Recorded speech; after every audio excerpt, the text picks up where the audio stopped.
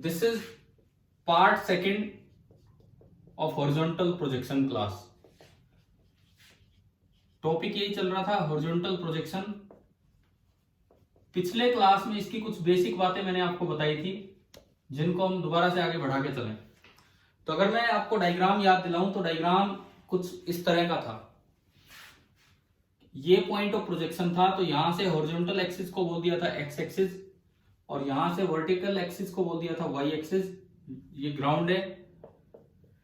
जिस हाइट से प्रोजेक्ट किया गया था वो था एच, और ये पार्टिकल कुछ यूं जाके टकराया था इस तरह से। इनिशियल वेलोसिटी पूरी इधर थी और एक्सेलरेशन हर वक्त नीचे की तरफ थी।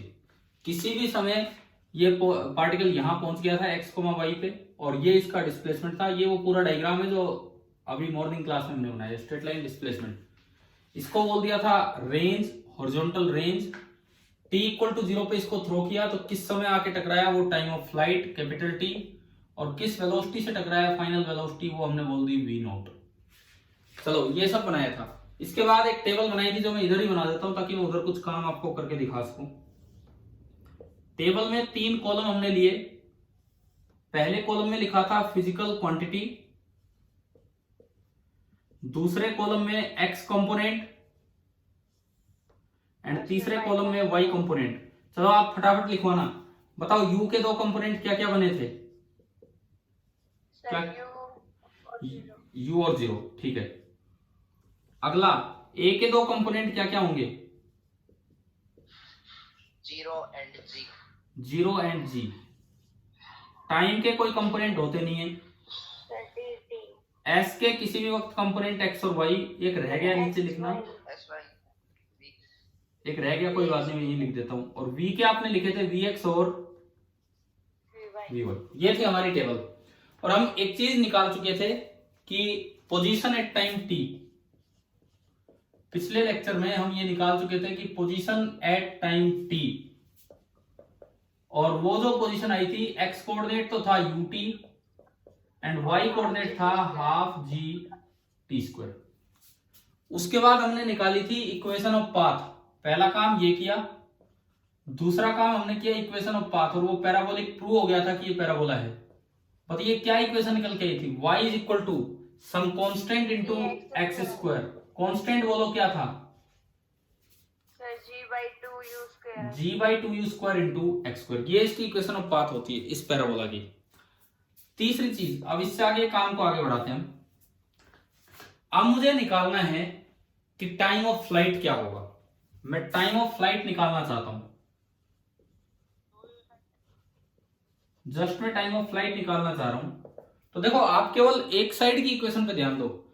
उधर कितना चला उससे टाइम नहीं पता लगेगा। टकराएगा कब? जब y बढ़ते बढ़ते बढ़ते बढ़ते y कितना हो जाए? h। जब वो नीचे आते आते y h हो जाए। तो आज ही सुबह हमने 2 इक्वेशन बनाई थी, x is equal to u t and y is equal to half g t square, पिछले लेक्चर में। तो टाइम ऑफ फ्लाइट निकलेगा इस इक्वेशन से। टाइम ऑफ फ्लाइट निकलेगा इस इक्वेशन से। कैसे? कैसे? इस इक्वेशन में देखो, at t equal to capital T y आपका कितना हो जाएगा? यहां आप पहुंच गए तो y में कितना चल के आ गए नीचे y की तरफ? h। तो at t equal to capital T y equal to h, ये इस इक्वेशन में पुट कीजिए। तो y की जगह h is equal to half into g into capital T का स्क्वायर। यहां से टी स्क्वायर आ गया 2h/g, और मेरे पास टाइम ऑफ फ्लाइट इस हॉरिजॉन्टल प्रोजेक्शन में टाइम ऑफ फ्लाइट का एक फॉर्मूला आ गया √of 2h/g। ये फॉर्मूला हमें याद रखना है कि अगर आप किसी चीज को हॉरिजॉन्टली प्रोजेक्ट कर रहे हैं विद सम स्पीड u, तो उतनी देर नीचे आने में लगेगा जितना कि आपने उसको ड्रॉप किया हो। मान लो मैंने उसको ड्रॉप किया होता तो कितना टाइम लेता हूं नीचे पहुंचने में? अगर मैंने उसको बस ड्रॉप किया होता और वो सीधा चल के आता तो कितना टाइम लेता हूं नीचे पहुंचने में? अगर मैंने इसे ड्रॉप किया होता और मैं डाउनवर्ड डायरेक्शन में यूज करता, हाँ, मैं डाउनवर्ड डायरेक्शन में यूज करता s is equal to u t plus half a t square. मैंने ड्रॉप किया तो जब ये नीचे पहुंचेगा तो s की जगह तो h u0 क्योंकि ड्रॉप किया है, half into g into T square. तो यहां भी टाइम कितना आता? √of 2h/g। तो आप बताएं कि आपको पहला रिजल्ट समझ में आ गया कि आप चाहे किसी चीज को हॉरिजॉन्टली प्रोजेक्ट कर दो या ड्रॉप कर दो, दोनों नीचे सेम टाइम पे पहुंचेंगे। क्या रिजल्ट समझ में आ गया क्या है? Yes sir. कारण ये है कि आपने हॉरिजॉन्टली प्रोजेक्ट किया है तो वाई डायरेक्शन में इनिशियल वेलोसिटी कितनी है? 0। तो वाई एक्सिस के लॉन्ग तो वो ड्रॉप ही हुआ है। एक्स एक्सिस की वेलोसिटी नीचे लाने में कोई मदद नहीं करेगी और वाई एक्सिस की वेलोसिटी के लॉन्ग तो वो ड्रॉप ही हुआ है वाई एक्सिस के लॉन्ग, तो इसलिए टाइम सेम होगा। पहला रिजल्ट हमारा ये आया टाइम ऑफ फ्लाइट से। चलो मैं आगे बढ़ूं अब इसमें। अब आप बताओ रेंज कैसे निकालें, हॉरिजॉन्टल रेंज। चलिए यहीं से सोच समझ के बताइए कि इक्वेशन 1 की मदद लेके मैं रेंज कैसे निकालूं।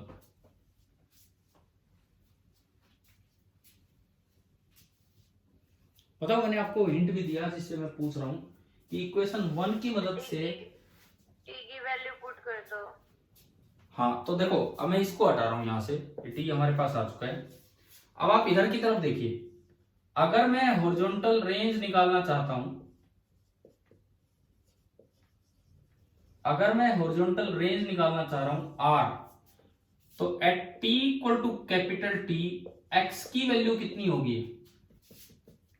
Eight t equal to capital T x coordinate कितना हो गया इसका? आर। तो ये इक्वेशन नंबर 1 में पुट कीजिए। इक्वेशन 1 में पुट किया तो r is equal to u into capital T, और कैपिटल टी अभी निकल के आया था अंडर रूट 2h/g।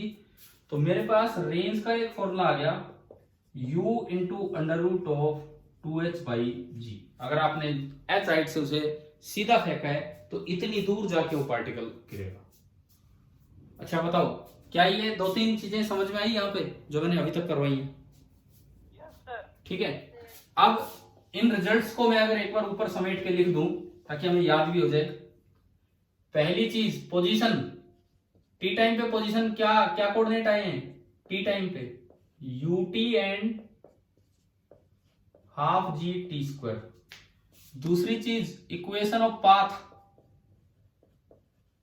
हाँ जी क्या है equation of path? y is equal to g upon 2u square into x square. ये तब है जब ये एक्स एक्सिस और ये वाई एक्सिस हो, तब है ये इक्वेशन, ये तो चेंज भी हो जाएगी। उसके बाद तीसरी चीज हमने निकाला टाइम ऑफ फ्लाइट। क्या निकल के आया time of flight? T is equal to under root of 2h/g। H वो हाइट है जहां से आपने इसको थ्रो किया है। उससे अगली चीज टाइम ऑफ फ्लाइट के बाद हॉरिजॉन्टल रेंज, उससे अगली चीज है horizontal range r u into under root of 2h/g। याद भी रखने होते हैं रिजल्ट, ठीक है ना? एग्जाम थोड़ा ठीक हो अच्छा उसके लिए समझ में आ गया, ठीक है, लेकिन रिजल्ट्स भी याद करने होते हैं। अब मैं निकालता हूं फाइनल वेलोसिटी, टकराते समय जो वेलोसिटी है वो, जिसको मैं v0 से डिनोट कर रहा हूं। फाइनल वेलोसिटी v0 ये निकालेंगे।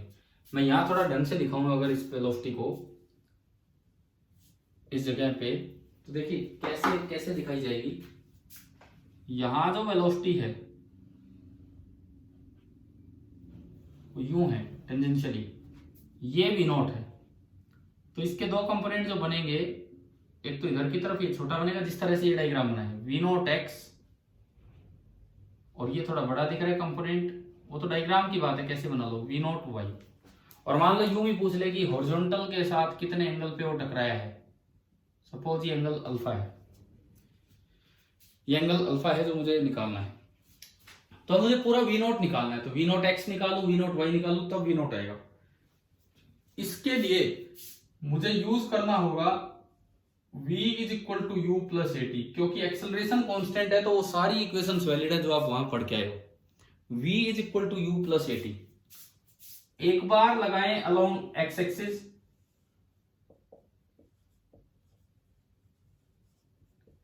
एक बार लगाइए अलोंग एक्स एक्सिस, एंड एक बार लगाएं अलोंग वाई एक्सिस। ये टेबल रही, लगाओ क्या क्या लिखूं? v की जगह क्या लिखूं मैं लास्ट लाइन में देख के? vx is equal to u की जगह इस लाइन में u, a की जगह जीरो 0 इंटू टी।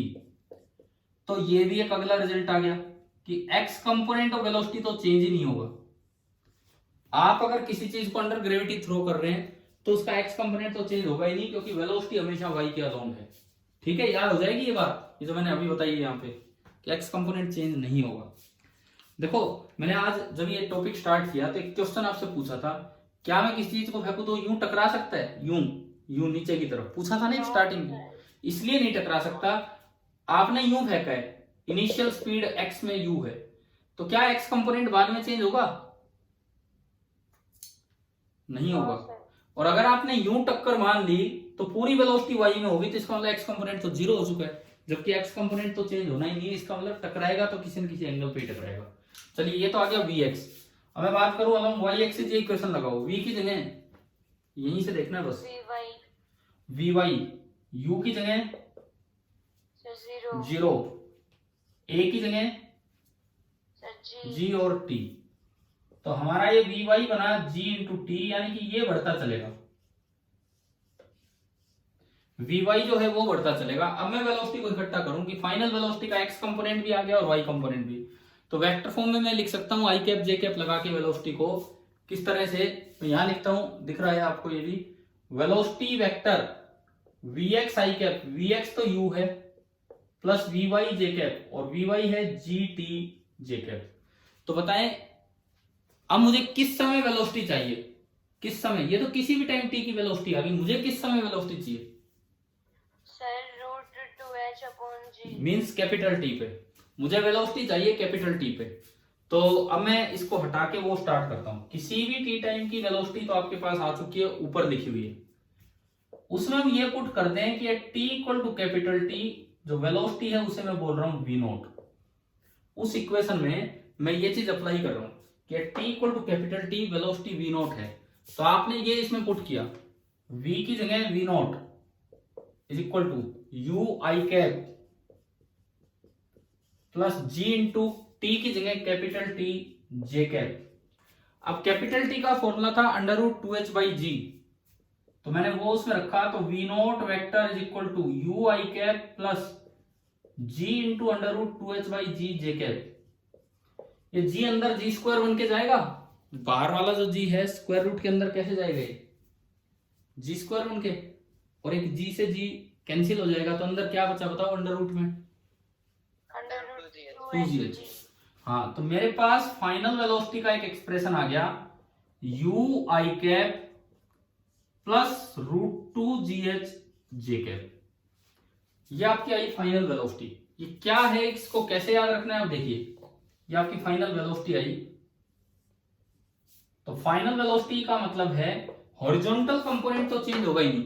देखो इनिशियल हॉरिजॉन्टल कंपोनेंट कितना था, u, फाइनल भी हॉरिजॉन्टल कंपोनेंट तो u है। वर्टिकल कंपोनेंट ऐसे चेंज हो रहा है जैसे किसी को आपने फ्री फॉल करवा दिया और ड्रॉप किया हो। अगर आप किसी चीज को ड्रॉप करते हैं तो ऐसा साइड चल के उसकी स्पीड कितनी बढ़ती है, किसी चीज को अगर मैं ऊपर से छोड़ता हूं तो एच साइड चलने के बाद उसकी स्पीड नीचे की तरफ कितनी बढ़ जाती है, वही तो आई है यहाँ पे, कितनी बढ़ जाती है। अगर मैंने इसको छोड़ दिया होता एच साइड चलने के बाद, v square equal to u square plus 2s लगा के बताओ कि इस अकेले पार्टिकल की स्पीड कितनी बढ़ चुकी होती, अंडर रूट 2gh। आ रहा है क्या समझ में, v square minus u square equal to 2s, ठीक है। तो यहां वही तो आ रहा है कि under root 2gh j cap, ये वेलोसिटी आ गई। अब फाइनल वेलोसिटी का मैग्नीट्यूड बताइए कैसे निकालें, यहां से फाइनल वेलोसिटी का मैग्नीट्यूड कैसे निकालते हैं, वेक्टर का मैग्नीट्यूड, फाइनल वेलोसिटी का मैग्नीट्यूड कैसे निकाले, कोई तो जवाब दो आई कैप जे कैप से। अंडर रूट एक्स कंपोनेंट का स्क्वायर प्लस वाई कंपोनेंट का स्क्वायर। तो फाइनल वेलोसिटी का क्या फॉर्मूला बन के आया, v naught is equal to under root of u square plus 2gh। कि अगर आप किसी h साइड से किसी चीज को हॉरिजॉन्टली थ्रो करते हो यू स्पीड से, तो h हाइट नीचे जाने के बाद जो उसकी स्पीड होगी that will be under root u square plus 2gh। क्या ये समझ में आया कि नहीं आया, कैसे निकाला है वेलोसिटी? हाँ भाई बताओ, क्लियर है फाइनल वेलोसिटी का मैग्नीट्यूड कैसे निकाला? Yes sir. तो अब वो अल्फा एंगल बताओ, अल्फा एंगल कैसे निकाले, वो जो डायग्राम में बना रखा हमने, ये अल्फा एंगल कैसे निकाले हम? इस वेलोसिटी डायग्राम को देखो, ये वी वाई है तो ये भी वी वाई तो होगा भाई, ये वी नॉट तो हाइपोटेन्यूज हो गया, ये वी नॉट वाई है तो ये भी वी नॉट वाई, और ये वी नॉट एक्स, तो टेन अल्फा बताओ क्या होगा इसमें? टेन अल्फा इस ट्रायंगल में, इस ट्रायंगल में ये वी नॉट है, ये वी नॉट वाई है, ये वी नॉट एक्स है, तो टेन अल्फा कितना होगा? Sir v naught y upon v naught x. Yes, कि भाई कितने एंगल पे वो जाके टकराया, तो tan alpha is equal to v naught y upon v naught x. तो वी नॉट वाई तो है रूट 2gh और वी नॉट एक्स है u, या तो ठीक ठाक वैल्यू आ जाए तो ठीक है, अब मान लो आ गया टेन अल्फा 0.5 या टेन अल्फा 0.6 0.7 कुछ भी अलग जो हमें नहीं याद, तो आप ऐसे लिख के आ जाएंगे कि alpha is equal to tan inverse of under root 2gh by. समझ में आया ना ये कि भाई कैसे हमने फाइनल एंगल निकाला? ठीक है, देखो ये सारे रिजल्ट्स एक बार सुन लीजिए, फिर मैं इस पे एक दो क्वेश्चंस लेता हूं अलग से, डायरेक्ट फॉर्मूला बेस नहीं, अलग से ले रहा हूं। आपने किसी चीज को हॉरिजॉन्टली थ्रो किया विद स्पीड u, तो किसी टी टाइम बाद उसकी position ut half gt square, अगर आगे x एक्सिस और नीचे y एक्सिस है, equation of path y is equal to kx square where k is g upon 2u square, time of flight root 2h by g, horizontal range u into under root 2h by g, final velocity u i cap plus root 2gh j cap, जिससे velocity का magnitude तो ये आ गया, और direction अभी tan alpha हमने निकालना सीखा। ये बताओ क्या ये पूरी सिचुएशन समझ में आ गई है हॉरिजॉन्टल प्रोजेक्शन की? ठीक है, अब कुछ तो ऐसे सवाल होते हैं जो डायरेक्ट फॉर्मूला लगाने से आ जाएंगे, वो तो आप कर ही लेंगे अगर ऐसे आते हैं तो। अब मैं चलता हूं उससे आगे, और भाई किसी को कंफ्यूजन हो जी की वैल्यू क्या लेनी है, तो ऐसा है आप 10 लेके सोल्व कर लिया करो, क्योंकि आपको ऑब्जेक्टिव एमसीक्यूज देने हैं, 10 लेके सोल्व कर लो। अगर 9.8 से भी सोल्व कर रखा होगा उस क्वेश्चन में, तो 10 से लगभग आप आइडिया तो लगा ही लोगे कि कौन सा आंसर है। भाई एग्जांपल मान लो आंसर हो कभी 6 या 5.9 आपका 6 आ गया 10 लेके, तो आपको खुद आइडिया लग जाएगा कि 5.9 टिक करना है ना? ठीक है, तो जी में कंफ्यूजन मत रखा करो। अब देखो पहला सवाल मैं लेता हूं, मान लीजिए जैसे एक height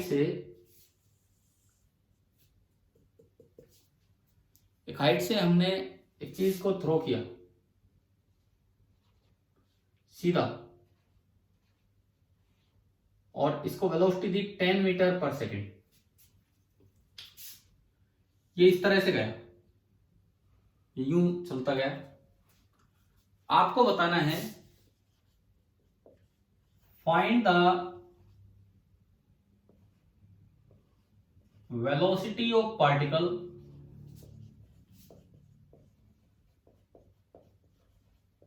when it makes an angle of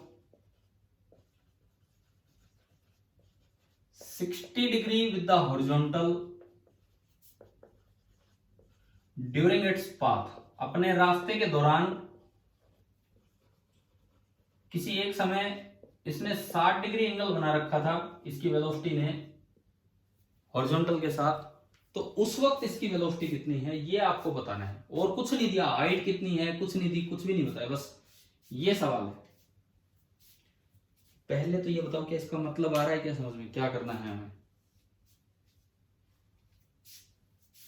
तो 60 डिग्री एंगल कहीं तो बना होगा, धीरे धीरे देखो वेलोसिटी की डायरेक्शन क्या है, वो टेंजेंशियल टू द पाथ होती है। मैं कहता हूं सपोज कीजिए ये वो इंस्टेंट है, यहां पे मैंने टेंजेंट डाली तो टेंजेंट इधर गई, टेंजेंट इधर गई, टेंजेंट डाली इधर गई, ये वेलोसिटी है। तो मुझे उस वक्त वेलोसिटी बतानी है जब वेलोसिटी ने हॉरिजॉन्टल के साथ कितना एंगल बना रखा है, 60 डिग्री। बस ये सवाल है, तो बताओ कैसे करेंगे? और कुछ आइडिया ही नहीं दिया, कोई हाइट नहीं दी, कुछ नहीं दिया। सोचिए जो भी पढ़ाया उनसे क्या लगाएं।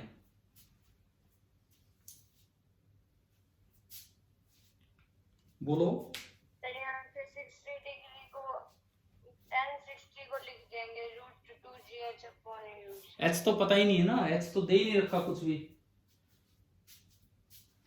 मुझे बस ये दो चीजें दे रखी हैं, एक इनिशियल स्पीड और एक ये, और खाली v पूछा है और कुछ नहीं पूछा मुझसे। एच एच का तो कोई रोल ही नहीं है, कुछ पता ही नहीं रखा कितना एच है कितना नहीं है।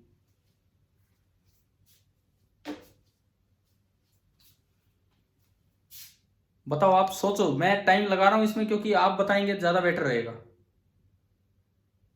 आप बताएंगे ज्यादा बेटर रहेगा, इसीलिए हम टाइम लगा रहे हैं। पारुल, पारुल आज आवाज आ रही है कि आपकी, बोल पाओगे कि नहीं? पारुल डॉट, हाँ जी, बोल पाओगे ना आज? तो इसमें जवाब देना अभी। ये बताओ, इस समय आप v के दो टुकड़े करवा दो, कंपोनेंट करवा दो। हॉरिजॉन्टल कंपोनेंट कितना है पारुल, आप बताएं इस वक्त हॉरिजॉन्टल कंपोनेंट कितना है?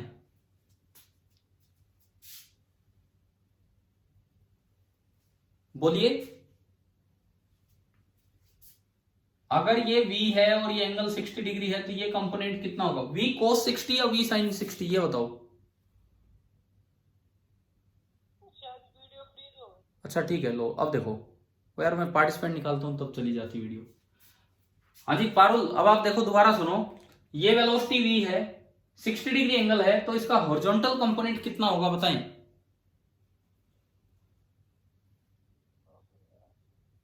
जल्दी बोलो, v cos 60 डिग्री की v sin 60 डिग्री?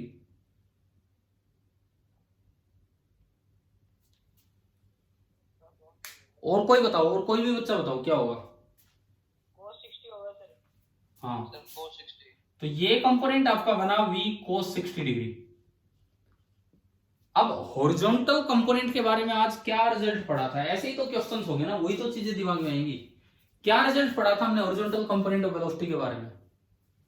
सर ये सेम रहेगी, तो v cos 60 को 10 मीटर पर सेकंड। यस, ऐसे ही सवाल होगा। अब पेपर में कौन बताने आएगा? यही तो चीजें सोचनी है ना भाई, आपने पढ़ा है तो ये ऐसे अप्लाई कर देना है कि जो हॉरिजॉन्टल कंपोनेंट ऑफ वेलोसिटी है, वेलोसिटी का जो हॉरिजॉन्टल कंपोनेंट है वो सेम रहता है। हमने ये पढ़ा, इनिशियल हॉरिजॉन्टल कंपोनेंट कितना है? 10, एंड इस वक्त हॉरिजॉन्टल कंपोनेंट कितना है? v cos 60 degree. cos 60 कितना होता है? cos 60 degree 1/2। तो ये देखो हमारे पास स्पीड आ गई 20 मीटर पर सेकेंड, और किसी इक्वेशन की जरूरत नहीं पड़ी, एक छोटे से कॉन्सेप्ट की जरूरत पड़ी और उससे क्वेश्चन सॉल्व हो गया। तो इस तरह से आपको चीजों का ध्यान रखना है कि कैसे क्या अप्लाई करना है। ये बताएं, ये वाला सवाल आ गया समझ में? ठीक है, दूसरा सवाल मैं लेके देखता हूं। देखो मैं यही कह रहा हूं, मैं आपसे डायरेक्ट में फॉर्मूले लगवाने वाले क्वेश्चन नहीं करवा रहा हूं, वो आप कर लेंगे। थोड़ा बहुत भी कुछ अलग सोचना पड़े उस टाइप का क्वेश्चन हम ले रहे हैं। दूसरा, मान लो फिर से एक हाइट से, क्योंकि आज केवल हाइट से प्रोजेक्शन नहीं चलेगा। आपने एक हाइट से प्रोजेक्ट किया, एच हाइट से, ए से इसको फेंका u स्पीड से, और ये यूं जाके टकराया, जिसकी फाइनल वेलोसिटी है वो इधर होगी टेंजेंशियल। ये पॉइंट है बी। हमें कुछ डायग्राम के साथ जानकारी दे रखी है इसमें कि भाई मैंने यूं मान लिया ए से इसको हॉरिजॉन्टली प्रोजेक्ट किया है और ये सीधा गया और वहां जाके टकराया। अब मान लो ये जो लाइन है ए बी, स्ट्रेट लाइन, मैं कहता हूं कि इसने एंगल बना रखा है थीटा हॉरिजॉन्टल के साथ। ए बी ने एंगल बना रखा है, ना कि उसकी फाइनल वेलोसिटी ने। उसकी फाइनल वेलोसिटी तो अलग थी, उसका एंगल तो हमने अल्फा माना था, वो तो एक अलग ही चीज है। ए बी लाइन ने एंगल बना रखा है थीटा, और इस ऑब्जेक्ट को यूं थ्रो किया गया, और सपोज कीजिए t equal to capital T time पे आके टकरा गया। यह हमें दे रखा है कि कैपिटल टी टाइम के बाद ये आके टकराया। तो आपको ये बताना है, एच भी नहीं दिया सपोज, आपको ये बताना है कि u कितना होगा। u कितना होगा, ये अल्फा भी नहीं दिया हमें। in terms of capital T and theta, u कितना होगा, बस यूं दे दिया कि मैंने किसी चीज को हॉरिजॉन्टली प्रोजेक्ट किया, वो ग्राउंड पे जाके टी टाइम पे टकराया, और ग्राउंड पे जहां टकराया उस ए बी लाइन ने हॉरिजॉन्टल के साथ एंगल बना रखा है थीटा, तो मुझे u बताना है कि u कितना होगा। सोचिए भैया आप क्या करना है क्या नहीं करना है।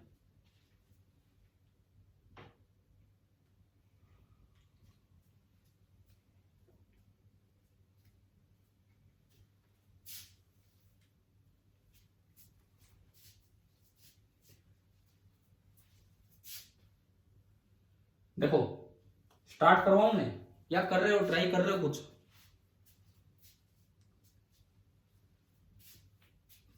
मुझे केवल टी और थीटा के टर्म्स में ये यू चाहिए कि यू कितना होगा, केवल टी और थीटा के टर्म्स में यू चाहिए मुझे।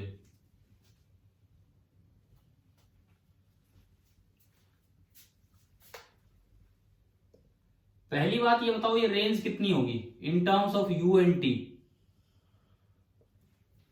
In terms of you and T range कितनी होगी? R is equal to U. Sir u into T. अगर ये हाइट h है तो इन टर्म्स ऑफ t ये हाइट कितनी होगी in terms of t? Time का क्या फॉर्मूला था? Sir √2h/g। तो यहां से h बताओ, h कितना आ गया? यहां से h कितना आया in terms of t? Half g t square. मैंने क्या किया, मैंने अपनी तरफ से ही h लिख लिया t की टर्म्स में और r लिख लिया t की टर्म्स में। अब जो स्ट्रेट ट्रायंगल बनी, इसको मैं अगर c नाम दूं, एबीसी ट्रायंगल, एबीसी ट्रायंगल में tan थीटा बताओ क्या होगा? एबीसी ट्रायंगल में tan थीटा बराबर बोले सर AC/BC। हाँ, यानी कि h/r। इसको मैंने आगे बढ़ाया, h की जगह क्या लिख सकता हूं मैं? हाफ जी टी स्क्वायर, और r की जगह u इंटू टी। एक t से t गया, ये आपका tan थीटा आ गया। मुझे क्या निकालना था? u निकालना था in terms of t and theta. तो आगे यहां से देखो u ऊपर ले जाओ, u बराबर g/2 तो एक कांस्टेंट है, g तो हमें पता ही होता है, ये तो एक कांस्टेंट है, into capital T upon tan theta. कोई फॉर्मूला नहीं है यार, ये तो एक क्वेश्चन है, कोई फॉर्मूला नहीं है कि कभी ये सारे याद करके बैठे रहो। ऐसे ऐसे नहीं, तरीका दिमाग में रखो कि हमने क्या किया। इन्होंने कैपिटल T दिया तो मैं क्या किया, R को भी कैपिटल T की टर्म्स में लिखा, H को भी कैपिटल T की टर्म्स में लिखा। क्योंकि इन्होंने थीटा दे रखा तो मैं tan थीटा आसानी से यूज कर सकता हूं, एंड फिर फाइनली यहां से निकाल लिया, तो u का आंसर आ गया g/2 into capital T into tan theta. अभी बताओ समझ में आया कि नहीं आया ये सवाल? सर आ गया। क्लियर है ना, सभी को क्लियर है ये? Yes sir. ठीक है। ऐसा जरूरी नहीं कि कैपिटल टी ही दिया जाए, मतलब कुछ भी दिया जा सकता है। मैं तो एक जनरल वे बता रहा हूं आपको कि भाई किस तरह से ये आपको सोचना होता है, ये सवाल कैसे करने होते हैं, बस वो हम देख रहे हैं और कुछ नहीं। अच्छा देखो इसके बाद सुनो, मान लो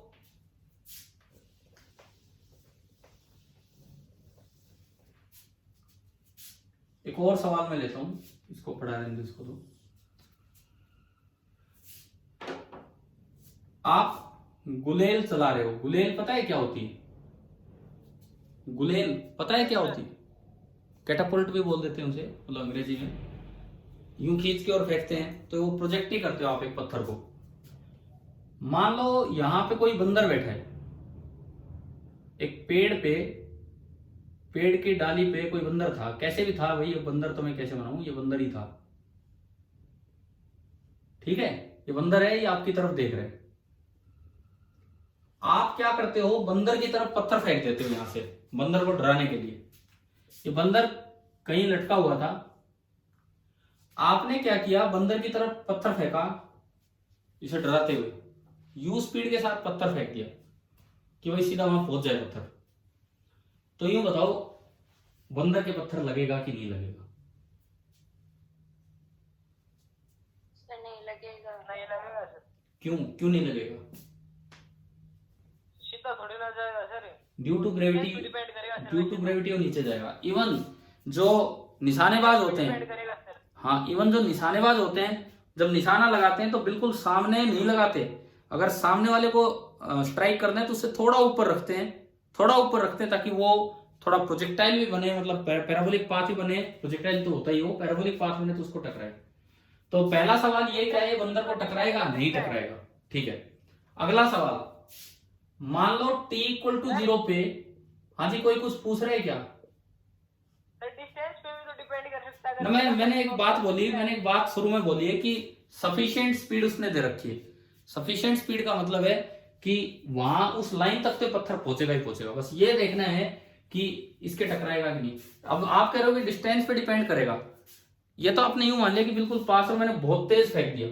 बहुत तेज फेंकने का तो मतलब ये हो जाता है कि वो इतना सा बस डेविएट हो पाया कि वो हमें नजर ही नहीं आया ना। हम कोई रिवॉल्वर से गोली नहीं चला रहे, हमको रिवॉल्वर से गोली नहीं चला रहे, मतलब इतनी दूर बंदर है, या मान के चले इतनी दूर बंदर है कि अगर आप फेंको तो इसमें डिफ्लेक्शन नजर आए। क्लियर है? और इतनी स्पीड है कि अगर मैं पत्थर फेंकूं तो इस लाइन तक तो पहुंचे ची, नीचे पहुंचे ची, कहीं पहुंचे। क्या अभी ये सवाल समझ में आ रहा है जो मैं बोल रहा हूं अब आगे? ठीक है, अब सुनिए, जिस समय आपने पत्थर फेंका आपकी आवाज से बंदर डर गया, आपने कुछ हो करके फेंक दिया और बंदर को लगा कि भाई पत्थर मार दिया इसने तो, और बंदर कूद गया। यहां से बंदर कूद गया और यहां से आपका पत्थर चल पड़ा। अब बताओ अब क्या होगा? क्या पत्थर बंदर को स्ट्राइक करेगा कि नहीं करेगा? अभी इतनी जल्दी जवाब मत देना, आप थोड़ा चाहे 2 मिनट का टाइम लो, सोच समझ के बोलो। सवाल ये रहा, जिस वक्त मैंने पत्थर फेंका मैंने बंदर को डराते हुए फेंक दिया, मैंने बोल दिया हो, तो बंदर मेरी आवाज सुनते कूद गया। यहां से मैंने पत्थर फेंक दिया और बंदर कूद गया। क्या नहीं लगेगा सर। एक बार और मैं कह रहा हूँ इतनी जल्दी जवाब मत दो, मैं रुक रहा हूँ 2 मिनट, कोई बात नहीं है, हमारे पास टाइम इतना, ये आखिरी काम आज का अभी कर रहे होंगे। आप थोड़ा सोच समझ के जवाब दीजिए, आराम से जवाब दीजिए।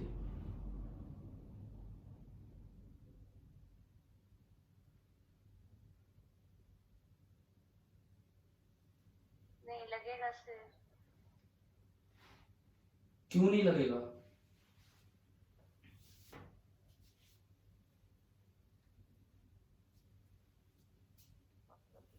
हाँ भाई क्यों नहीं लगेगा? देखो अब आपको ना फिजिक्स लगानी पड़ेगी, ऐसे नहीं। जैसे आपने पत्थर फेंका, पत्थर तो यूं जाएगा पैराबोलिक पाथ में और बंदर आएगा स्ट्रेट लाइन पाथ में।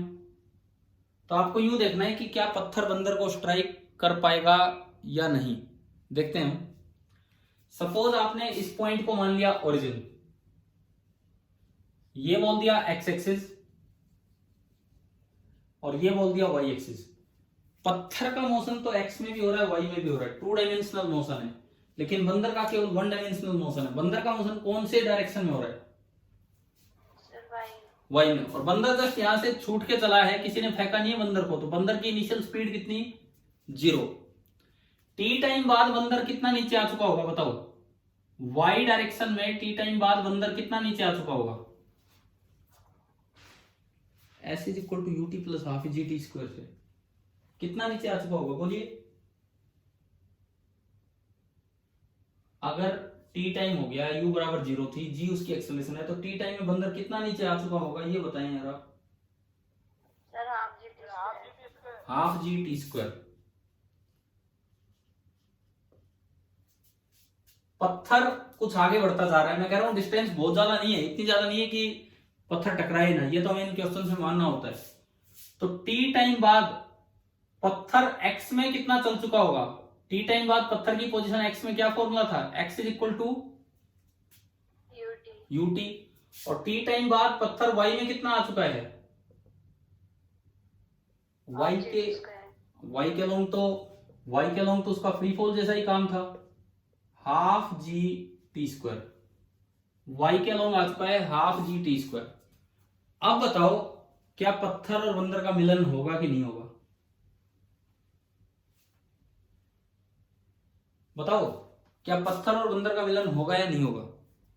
क्योंकि y डायरेक्शन में हर समय जिस लेवल पे बंदर है उसी लेवल पे पत्थर है। टी टाइम बाद पत्थर और बंदर दोनों का वाई लेवल सेम है और एक्स लेवल पत्थर को आगे लेके चल रहा है। देखो 1 सेकंड बाद मान लो बंदर यहां था तो पत्थर यहां था, क्योंकि वाई लेवल दोनों का सेम होगा, एक्स आगे। 2 सेकंड बाद अगर बंदर यहां था तो पत्थर यहां था, क्योंकि वाई लेवल दोनों का सेम होगा। जब वाई लेवल दोनों का सेम ही होना है तो जब पत्थर बंदर को क्रॉस करना चाहेगा तब भी वाई लेवल सेम होगा। तो बताओ टक्कर होगी कि नहीं होगी? होगी सर। बिल्कुल होगी, डेफिनेटली होगी। हाँ, अगर स्पीड इतनी कम दे दी फिर तो ये पत्थर इधर ही रह दिया तो बात अलग है। लेकिन अगर पत्थर बंदर वाले लेवल पे पहुंचेगा एक्स के अलोंग, अगर पत्थर बंदर वाले लेवल पे गया है तो वाई लेवल तो दोनों का हमेशा सेम है, तो वो उसको क्रॉस नहीं कर पाएगा, वो इसके टक्कर मारेगा। तब है जब आपने इसको हॉरिजॉन्टली प्रोजेक्ट किया, क्योंकि वर्टिकली इसकी भी स्पीड 0 है, वर्टिकली इसकी भी स्पीड 0 है, वर्टिकली दोनों में एक्सेलरेशन भी g है, तो इस वजह से टक्कर होगी ही होगी। और अगर वर्टिकली नहीं किसी और एंगल पे प्रोजेक्ट कर दिया तो कोई जरूर नहीं है। तो बताओ ये चीज देखनी आ गई कि नहीं आपको? Yes sir. ठीक है। अब भाई शाम को टेस्ट ढंग से देना, 7 बजे है, पूरा टाइम आपके पास, और छोटा सा टेस्ट है, आधे घंटे मतलब 40 मिनट में आपको दे रहा हूं। 40 ही नंबर का है, नेगेटिव मार्किंग है, सही के 4 नंबर, गलत का -1। एक तो कल वाला लेक्चर जरूर रिवाइज करना जो मोशन इन ए प्लेन था, कल मतलब जो उस दिन पढ़ाया था मोशन इन ए प्लेन की starting lecture. Rate of change of speed क्या होती है, rate of change of velocity क्या होती है, एक्सेलरेशन क्या होती है, सेंट्रीपिटल क्या होती है, रेडियल क्या होती है, वो तो दोनों सेम ही थी, टेंजेंशियल क्या होती है, और रेडियस ऑफ कर्वेचर उनसे कैसे निकालते हैं, ना कि वाई और एक्स से। क्लियर? एक लेक्चर तो वो था आपका पूरा, और एक ही आज का काम हो गया है जिसमें हमने पढ़ा है कि horizontal projection from some height. तो ये हमारी आखिरी मिनट चल रही है इस क्लास की, फिनिश होने वाला है 40 मिनट का टाइम। आप बताएं क्या ये दोनों क्लास समझ में आ चुकी होंगी ना अब? Yes sir. भाई आज नंबर आने चाहिए, देखो रोज रोज ऐसे नहीं, रोज रोज ऐसे नहीं, क्योंकि टॉपिक ही 2 हैं, लिमिटेड नंबर ऑफ क्लास है। आप रिवाइज करके आए शाम को 7 बजे, 6:55 पे आपका लिंक आ जाएगा, 5 मिनट पहले मैं लिंक दे देता हूँ, और फिर 7 बजे तक 7:30 तक आप टेस्ट चलेंगे। ठीक है, चलिए, थैंक यू।